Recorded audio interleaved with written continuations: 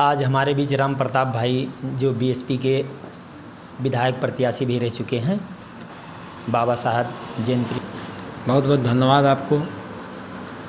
आज बाबा साहब डॉक्टर भीमराव अंबेडकर साहब की 133वीं जयंती पूरा भारत मना रहा है। भारत सहित देश विदेश के लोग मना रहे हैं और बाबा साहब के जयंती के अवसर पर खासकर उतरौला विधानसभा वासियों को और पूरे देशवासियों को हार्दिक शुभकामनाएं एवं बहुत बहुत बधाई। बाबा साहब ने जो संघर्ष करके शिक्षा ग्रहण किया और भारत ही नहीं अमेरिका जा कर के कोलंबिया विश्वविद्यालय और लंदन में जा कर के उन्होंने पढ़ाई करने का काम किया, उसमें तमाम हमारे वंशज शिवाजी गायकवाड़ और छत्रपति साहू जी महाराज जी के सहयोग से विदेश से शिक्षा प्राप्त करके आते हैं और भारत के सभी दबे कुचले लोगों को सर्व समाज के लिए वो लड़ाई लड़ते हैं और बड़े पैमाने पर भारत के स्थिति परिस्थिति को गोल में सम्मेलन में उठाने का काम करते हैं, जिससे जब संविधान बने तो यहाँ के लोग जो दबे कुचले थे, जिनको हक अधिकार से वंचित रखा गया था, शिक्षा से वंचित रखा गया था और नौकरी चाकरी व्यवसाय से वंचित रखा गया था, उनको अधिकार मिले।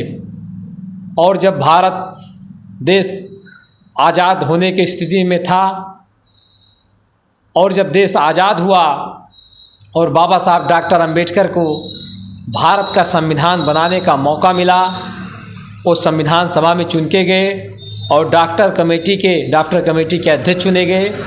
उन्होंने संविधान को 2 साल 11 महीना 18 दिन में बना करके सबसे पहले सभी नौजवानों को, चाहे वो गरीब हो, चाहे अमीर हो, चाहे वो किसान हो, चाहे मजदूर हो, जो 18 से 21 साल का उम्र पार कर चुका उसको उन्होंने वोट का अधिकार दिया।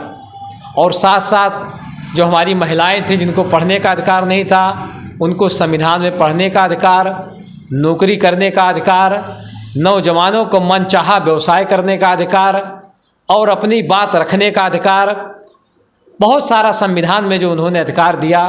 भेदभाव छुआछूत ख़त्म किया और जो छुआछूत था उसके खिलाफ उन्होंने कानून बनाया। हम उनके अगर संविधान की बात करें तो भारत एक ऐसा संविधान है कि अन्य कम से कम 10 देशों के संविधान को बाबा साहब डॉक्टर अंबेडकर ने पढ़ने का काम किया और अलग अलग संविधान को उन्होंने पढ़ा और पढ़ के जो अच्छी अच्छी चीज़ें थी वो भारत के संविधान में जोड़ने का काम किया। और उस संविधान से आज प्रधान से लेकर प्रधानमंत्री बनने के सबको मौका मिलता है, क्योंकि राजा महाराजा की व्यवस्था ख़त्म हुई संविधान में। वोट के बल पे जनता जिसको चाहेगी उसको प्रधान से लेके और विधायक सांसद प्रधानमंत्री बनाने का काम करेगी।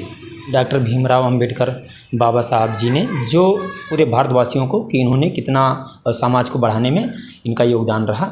आज हम ये भी जानते हैं कि पेपर में या टीवी चैनलों पर ये भी दिखाया जाता है कि छुआछूत पानी का भेदभाव अभी भी हमारे देश में है। अगर शायद बाबा साहब अंबेडकर जो संविधान के निर्माता, इन्होंने अगर जागरूक ना किए होते तो शायद। जब बाबा साहब डॉक्टर अंबेडकर ने संविधान बनाया और जो उन्होंने मार्ग बताया, क्योंकि बाबा साहब डॉक्टर अंबेडकर ने कहा था कि हम मूर्तियों में नहीं हैं, हम किताबों में हैं। हमारे चित्त को पूजने से कुछ नहीं होगा, हमारे चरित्र को आप जानो। जब तक बाबा साहब अंबेडकर को हम नहीं जानेंगे, संविधान को नहीं जानेंगे।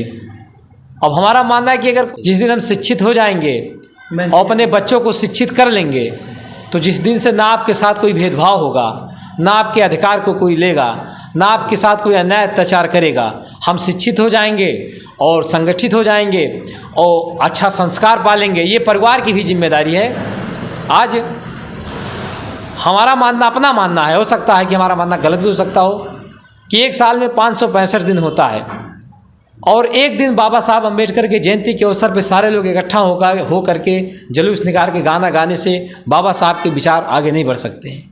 उनके बताए हुए मार्ग पे चलना है, उनका संविधान पढ़ना है, जो संविधान में उसमें दिया गया उसके अधिकार को जानना है। लेकिन हम कैसे पढ़ेंगे? अगर हम शिक्षित नहीं रहेंगे तो हम कैसे पढ़ पाएंगे? हमें शिक्षित होना होगा। जब अपने अधिकार को जानेंगे तभी आगे हाँ, और जब लड़ सकेंगे, अपने ऊपर हो रहे अत्याचार को हम बराबर से लड़ाई कर सकते हैं। उस शिक्षित हो जाएंगे तो हमारा मानना है कि आपके साथ कोई अन्याय नहीं होगा। आप अपने वोट का सही इस्तेमाल करेंगे और अपने अधिकार को आप जानेंगे। ने बहुत संख्या बड़े पैमाने पे बाबा साहब अम्बेडकर की जयंती के अवसर पर जुलूस निकाला गया था और तमाम उस जुलूस में महिलाएं, नौजवान, बुजुर्ग सारे लोग शामिल हुए थे। लेकिन उन लोगों को हमारी तरफ से कहना है कि आज बाबा साहब डॉक्टर अम्बेडकर के बारे में पढ़ना शाम को, और अगर खुद नहीं पढ़े हो तो अपने बच्चों से पढ़ाना। अगर बच्चों को नहीं पढ़ाते हैं तो आसपास के जो पढ़े लिखे लोग हैं उनसे संविधान के बारे में पढ़वाना और संविधान के बारे में जानना और उनके बताए हुए मार्ग पे चलना। तभी आपका अत्याचार, अन्याय की भी आप बात करें तभी वो रुक सकता है, न तो नहीं रुकेगा। काफ़ी लोगों में चर्चा है कि आपको गोंडा लोकसभा चुनाव से टिकट बहन जी द्वारा दिया जा रहा है, ये कहाँ तक सही है? देखिए, मैं जो है वर्तमान में जिला पंचायत सदस्य हूँ ही और पूर्व में विधानसभा प्रत्याशी रहा। आप अगर देखते होंगे सोशल मीडिया के माध्यम से तो मैं लगातार क्षेत्रों में बना रहता हूँ। हर व्यक्ति के सुख दुख में जाना, क्षेत्र का भ्रमण करना, लोगों की समस्या जानना, उसका समाधान करना। अगर बहन कुमारी मायावती जी हमें अगर प्रत्याशी बनाती हैं तो मैं निश्चित रूप से चुनाव लड़ूंगा और सबसे अच्छा चुनाव लड़ूंगा। अटकलें जो हैं लोगों के बीच में, इसको सही माना जाए। बहन जी हमें प्रत्याशी बनाती हैं तो निश्चित रूप से मैं चुनाव लड़ूंगा।